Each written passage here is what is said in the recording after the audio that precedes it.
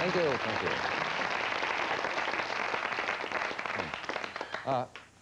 What is this world coming to? Did you know that Katharine Hepburn's grandson was a bigamist? That Superman is now a homosexual paraplegic? Did yous? Well, we haven't descended to tacky gossip.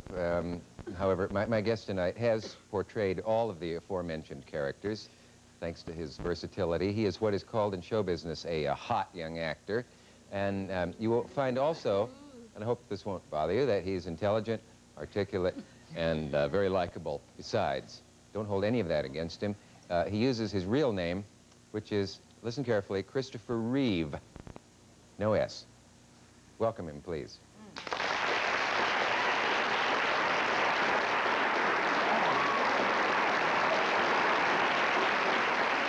threw water on him.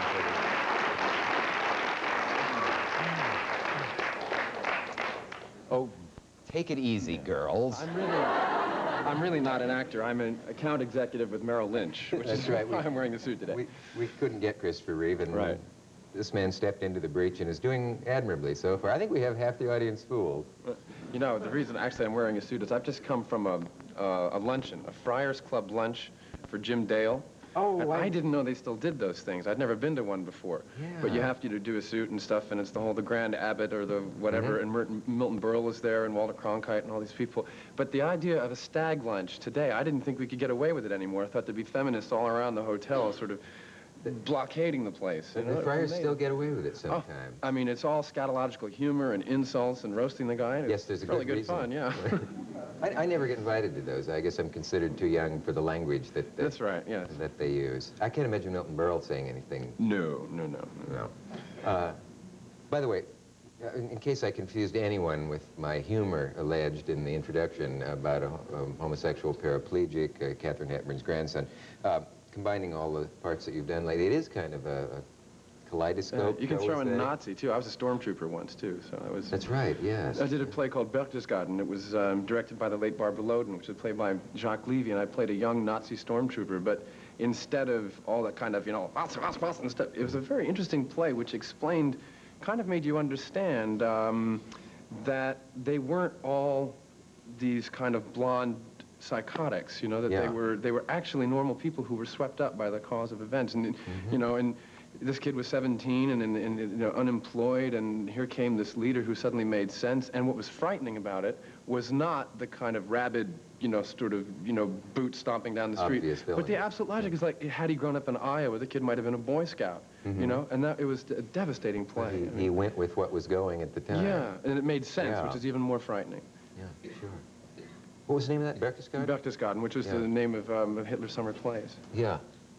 Actually, I've been there. It's an interesting place. You've been to Hitler? Well, no, the town is called Berchtesgaden, and if you ask 4 or 5 people there, you can finally find one who knows that Hitler was connected with that town. And they say, oh, you mean the nest?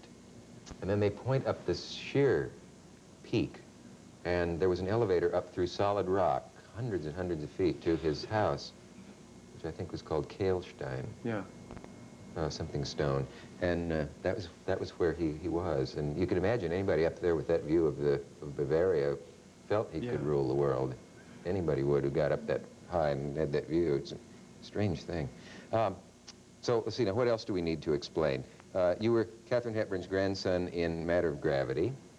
That's why I mentioned that. And the bigamist part, I mentioned in the introduction, is from Love of Life. Yeah. And Superman everybody knows about and probably said more than enough to you about. Yeah. It's interesting on soaps because I have some actor friends who are on them, and they're just adored wherever they go, but the public doesn't know their names. And I realize they don't want to. Oh, sure, and they take it very seriously. They take you... soaps, for an actor, provide an interesting function, which is you learn how to make something out of generally bad material, you know, and if you can sort of make something out of I used to learn my lines on the bus coming down 9th Avenue to the studio. Could learn 20 pages of dialogue in about 5 minutes. Real challenge. Because it's all pauses. Would you like a cup of coffee? You know, that's if the show is running short. You know, stretch it. The stage manager's going, stretch it. You know, and there's a big danger. You learn a sort of a soap opera style of acting, which is, you know, sensitive looks and heavy pauses and, you know, all this sort of terrible information and stuff. But there's a very useful function, which is you do learn how to work for a camera, and you realize that there are many people who don't have families, or who have lost relatives, and the soap opera family kind of replaces that, and I think that's a very useful thing. But they do take it very seriously. I was once in a parking lot of a Friendly's ice cream store somewhere in New Hampshire one summer when I was in TV about 6 years ago. I'm coming out, and I've just had my hot fudge sundae, whatever, getting to my car. This woman comes over to me, takes out her handbag, or she's carrying with her, and whops me across the shoulder, this vicious uppercut with her handbag. Says, "How dare you treat your mother that way?"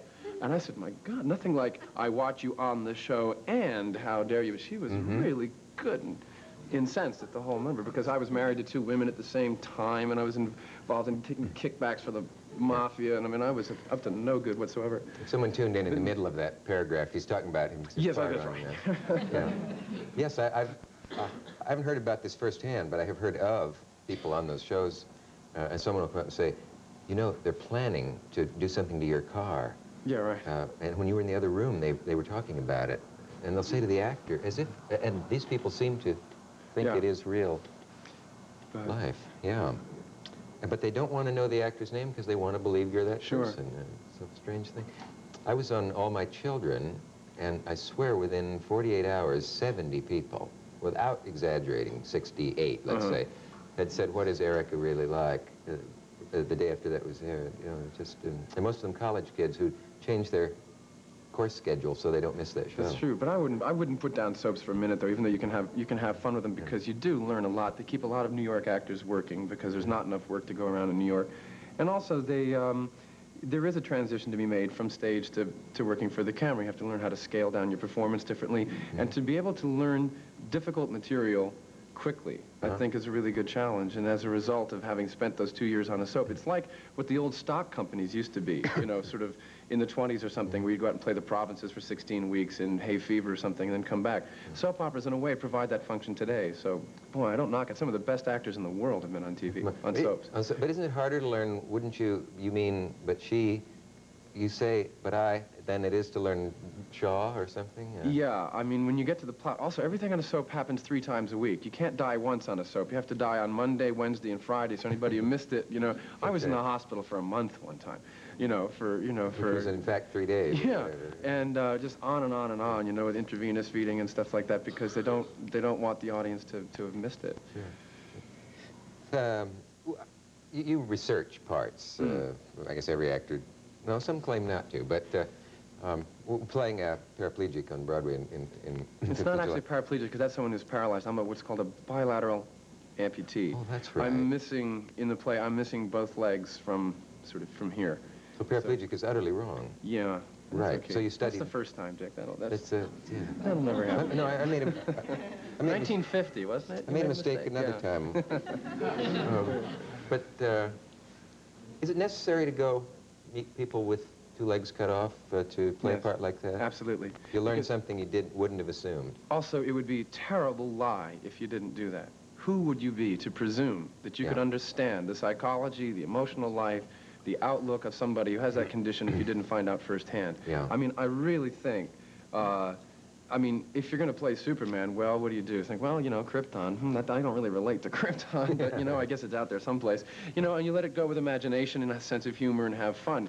But when you come down to something like that kind of physical condition, the first thing you do is you get the real person on the phone and say, can you help me? And there's a wonderful, wonderful guy named Mike Solsona, who actually had the misfortune to step on a mine 2 days before he left Vietnam after voluntarily serving an extra tour. And the sergeant said, turn right, and he misheard it, and he turned left and stepped on a mine 2 days before leaving Vietnam. I only bring this up because Mike is a very good friend of mine. He's a wonderful guy. He has, since that time, since losing both his legs from sort of mid-thigh, he's a playwright, he's a sculptor, he's married, he has a child, he's connected with Circle Rep, and his life came together in a way that it might not have otherwise. So there's a terrible cliche to assume about the handicap, which is that it's all doom and gloom and despair. Far from it. It's exactly the opposite. So that working with him, and I spent 2 weeks, you know, with him learning how to do that, gave me the whole key to the character, which is that someone who is handicapped does not display any self-pity ever in public. It's all about the future, possibilities, conquering, and when I think what those people can do with what they've got versus the way we just take ourselves so damn for granted, I mean, it opened my eyes to something I otherwise never would have known about. And it's strange to say that some of them will admit will admit easily, I'm a better person than I would have been had I not had the accident. When I said to him, what were you doing before this? He said, man, I was hanging around the candy store. You know, now... something to fight against, seems yeah, to but the lack of self-pity and the refusal to talk about pain in public, I think, is just... I mean, it was so... Last night, do you mind if I just mention one thing? This will be coming on the air in March, and I will have left 5th of July on March 15th, so fortunately, you're lucky you have an actor who's not going to plug his show for a change. But I had a real privilege last night. We're talking now in February 26th, whatever it is. Yeah, real time. I was awarded a commendation by the Disabled Veterans of Foreign Wars, the National Amputation Chapter, for having realistically portrayed a bilateral amputee. I don't mention this to sort of toot my own horn here, but just to say that these guys came on stage after the performance last night, and there was even a guy who had lost his legs in World War I, who's now 81, and 15 of them came right out, you know, World War I, World War II, Korea, Vietnam, came out on stage, and I swear to you that if their leader hadn't said, by the way, we are crippled, no one in the audience would have known. And their wives were with them and stuff, and they gave me, I didn't mean Tony, Schmony, Oscar, Schmoshker. You know, that was the most moving thing that's ever happened to me in my career, and I just, you know, wanted to share that. It's moving to hear about it, yeah. How much ethically would you go through in changing your body? How much, dumb way of putting it, but you know what I mean? I'm all ears. Where are we going now? What I'm talking about, see, how many know where this is going? Hands? De Niro put on, what, 60 pounds to play LaMotta? So how much is research and how much is stupid? Some people are saying that's crazy. I mean, no part is worth what he risked there, but he did it with a doctor, you know. Well, if the part says he's dying of lung cancer, I think I'll fake it, you know? Yeah, there is a limit, of course. What have you had to do? You had to increase your biceps for Superman or something? Yeah, that's got to be boring for you to talk about. Well, I was you know, sort of built like a flagpole when I was cast for Superman. And in fact, my picture was thrown out of the in pile 3 times, you know? It kept coming back into the in pile. I said, no, we saw him already. Get rid of out. Finally, they were really scraping the bottom of the barrel, and they had to start shooting in about a month. And if I'd known that, I mean, I could have really just taken the deal and stuffed it, but never mind. So they got me for $1.98. But, and lunch money, and bus fare. But, so what happened was that I didn't know, and I thought, oh, you know, here we go, a movie, and gee, and it's Marlon Brando, and, you know, whoop-de-doo. I had actually turned down the audition for Superman twice. You know, they called me and I said, just didn't bother to go. Who wants to play Superman? You gotta be kidding, you know, a cartoon. Then I read the script, which Mario Puzo had written, and I realized that Brando was gonna be in it, and I found that it was not a joke. It had a sense of humor, but it was not a joke. And then I realized that there was a way to keep a sense of humor, but also play it straight. So I thought, well, what about Superman? What about the size? And he's basically built like a well-padded coat hanger with really, you know, very wide shoulders, very narrow waist, you know, and so I went to a gym, and the guy actually who played Darth Vader in Star Wars, Dave Prowse, developed a program for me. To give you that shape? Yeah, and all you do, it's very easy if you're willing to work 2 hours a day, 7 days a week. But all you do is you bring out what are called the latissimus dorsi, which are these muscles here. Yeah. Bring those out, and you widen your back, and pump iron in the arms, and try to go to bed early, and things like that. And boring, though, suddenly, isn't it? Yeah. But if the price is right and the stakes are high, I realized that if I could pull off this part, it would change my life, and that seemed reason enough. Have you had any of the backlash of instant fame? I mean, obviously they're not going to typecast you as playing only good guys who wear capes and fly, but well, they might try. No, they don't, as a matter of fact. In fact, we're living in an age, had you tried playing Superman in the 50s or something, I think you'd be finished. Or if you do it on television where you come to people's living room every Friday night, forget it. But today, you see, we don't go to the movies anymore. It's too expensive. You know, and also audiences are much more sophisticated today. You go to see a film. You go to see Breaker Morant or Ordinary People, whatever you think is good. So that the public now expects to see many incarnations of a different performer. You know, and so the performer is therefore free to try different things. The question of typecasting has never come up from anyone within Hollywood or New York or the industry. The media, on the other hand, finds that unless they can buttonhole you very quickly, and hang a label on you, they're stuck. So when you confuse them by going and playing a cripple or by playing a Nazi or playing whatever, next thing I'm doing is the movie of Death Trap, where I play this sort of strange kid, they get confused. But thank God there's no typecasting problem in the public's mind or with the people who do the hiring. Death Trap is an anagram for hated part. I have this It is. Yeah, I have this strange anagram thing. Cancel it. It just struck again. I never know when it's going to come along. Forget it. I'm not going to make that movie. I'm sorry about that. It's funny how when they work like that. People always talk about the greats and the great opportunity to work with Brando or to work with Olivier, and nobody denies they're great. I always expect somebody to come along and say, though, that you can't really learn anything from the greats any more than you can learn how to paint by looking at Michelangelo or... that you tend to learn more from watching bad actors because you can see... I'm not going to do that, right. You know, who are some of the worst actors that you think are... Oh, God. We don't have time for you to... We don't have enough time, do we? Yes, right. Yeah. But, you know what I mean? That's an interesting premise, though. You can watch Olivier all you want, and you still won't be Olivier, but... Wait a minute. Now, did you have scenes with Brando or not? Yeah, they're all gone, though. We had, in Part 2, Brando shot all his Part 1 and Part 2 stuff at the same time. Yeah. What happened was, and this is the way big-budget movies get made, some bright spark realized that if you want Brando back for Part 2, even though he doesn't have any more shooting to do, if his face is seen in Part 2, it's 11% of the gross. Now, since Superman did $425 million first time, a little arithmetic tells you that you're out a few bucks if you have Brando back. So... then they get the idea, we're going to lose Brando for Part 2. So what they've done is they've erased him. He's gone. He's disappeared. So now Superman doesn't talk to his dad anymore, and the 6 scenes that I had with Brando are on the floor. Oh. And nobody's the wiser, except for a select group who's here today. But, you know, easy come, easy go, you know. Oh. But there was a whole relationship in which Superman keeps going back to the Fortress of Solitude to talk to his father about sort of, what do I do now, Dad? You know, I'm falling in love with this girl, you know. Because its interesting premise is that if Superman had grown up on Krypton, he might have been a plumber or something. You know, he's just an ordinary guy, you know, Kal-El, he drives a cab or something. But it's only because he came to Earth he can do all these amazing things. But he's prepared, he's got all the wisdom of the universe, and he's read, you know, Aristophanes and Euclid and whatever. But he doesn't know anything about love. I mean, he's just absolutely an innocent in affairs of the heart. So he's falling in love with Lois Lane and doesn't have a clue how to handle it. And so there are all these scenes where he keeps going back to talk to his father about, well, what do I do now? And those are all gone. That's too bad. That sounds interesting. So he finds out the hard way, I suppose. Yeah. Is there... Have you ever had... Now. Yeah. Behave yourself. Never mind. Never mind. There's no commercials in this show, are there? No, you can't say, well, we can't cut away, can we? They may arrange one for that, but I don't think so. Have anybody accused you of selling out? Did any of your friends say, oh, just can't you, believe Dick. that you're...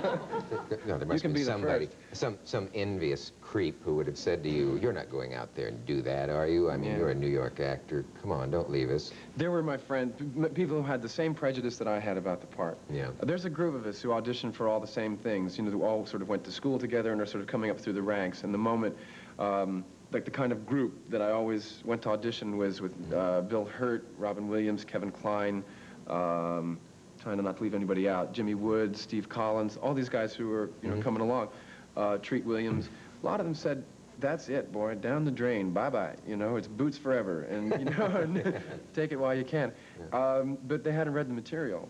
And I took the gamble that the material was actually straight enough and classy enough that I could get away with it. So it was a calculated risk that actually accelerated the pace of my career. If I hadn't done that part, it's like the difference between taking Route 1 versus I-95, you know, Connecticut Turnpike. I just got there faster. Doesn't mean I'm any better than I was. I'm still the same actor I've always been, but I'm just a little more noticed. You leapt over tall buildings. Yeah, you can't, but you cannot hurry the pace of your development as an actor.